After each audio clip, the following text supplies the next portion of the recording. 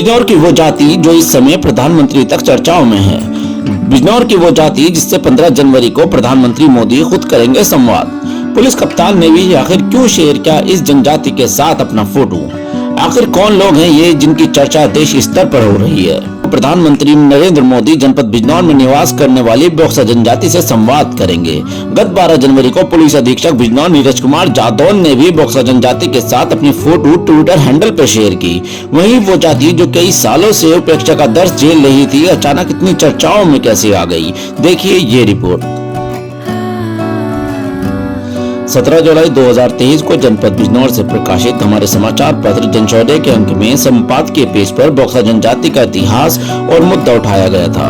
तत्पश्चात बिजनौर की जनता को बॉक्सर जाति के इतिहास और महत्व का पता चला। बिजनौर प्रशासन विशेषकर सीडीओ बिजनौर ने बॉक्सर जाति के उद्धार के लिए कई योजनाओं को जमीन पर उतारा। जिलाधिकारी बिजनौर ने भी कई मीटिंग आयोजित कर जाति के उद्धार और योजनाओं की लाभ को बॉक्सर जनजाति तक पहुंचाने की योजना बनाई। दरअसल बॉक्सर जनजाति का इतिहास बेहद ही रोमांचक और महत्वपूर्ण है। इतिहासकार तैयब अली लिखते हैं कि बिजनौर कोटद्वार के इन जंगलों में बॉक्सर समुदाय की महिला शिकारियों द्वारा मछली और केकड़े पकड़ना बेहद खास है। खो नदी के किनारे रहने वाले बॉक्सर समुदाय के इलाके को बावन सराय के नाम से भी जाना जाता है, क्योंकि यहाँ के बॉक्सर समुदाय के लोग आदिवासियों की तरह दिखते हैं। तस्वीर में दिखाई दे रही महिला मछुआरन मछली केकड़ों को पकड़कर अपना जीवन यापन करती है। ऐसा माना जाता है कि 16वीं सदी में बॉक्सर समुदाय के लोग सर्वप्रथम यहाँ आकर बसे थे। बॉक्सर समुदाय के अधिकांश विद्वान अपने आप को पवार राजपूत घराने का मानते हैं। नजीबाबाद के नजदीक उत्तराखंड के खो नदी किनारे बसे कोटद्वार को बसाने वाला बॉक्सर समुदाय आज बेघर होकर रह गए हैं। हालांकि बिजनौर शासन द्वारा इन्हें हाल ही में आवास मुहैया कराए गए हैं। बॉक्सर जनजाति जिसे कोटद्वार शहर को बसाने का श्रेय जाता है। समय का चक्र घुमा और जिस बॉक्सर समुदाय को कोटद्वार का मालिक होना था, आज वे अपना अस्तित्व बचाने को जूझ रहे हैं। अशिक्षा ने बॉक्सर जनजाति को समाप्ति के कगार पर ला दिया।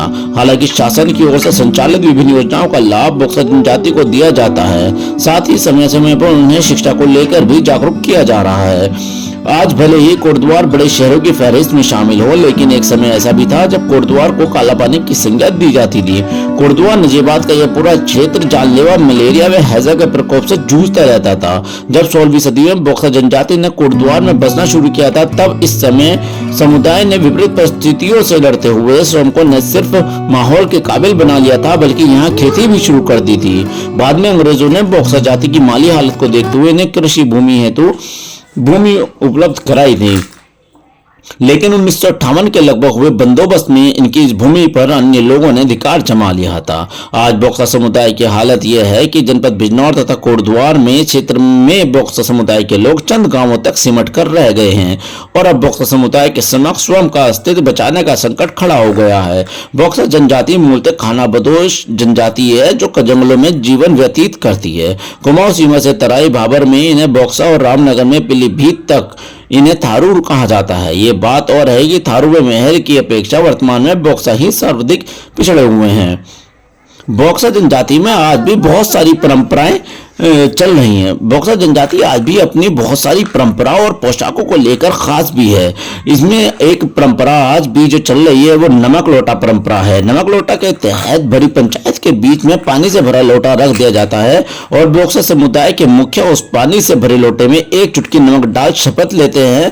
उनका मानना है कि यदि वे शपथ पूर्ण नहीं करेंगे तो उनका शरीर पानी में नमक के समान घुल जाएगा। केंद्र सरकार व उत्तराखंड सरकार व उत्तर प्रदेश सरकार ने पिछले कुछ समय में बॉक्सर जनजाति के लिए जमीनी स्तर पर काफी काम किया है। ये वजह है कि 15 जनवरी को प्रधानमंत्री मोदी उत्तराखंड व उत्तर प्रदेश में निवासित बॉक्सर जनजाति से सीधा वर्चुअल संवाद करेंगे। अगर अभी तक आपने हमारे चैनल को सब्सक्राइब नहीं किया तो सब्सक्राइब करें और बेल आइकन का बटन दबाना बिल्कुल ना भूलें।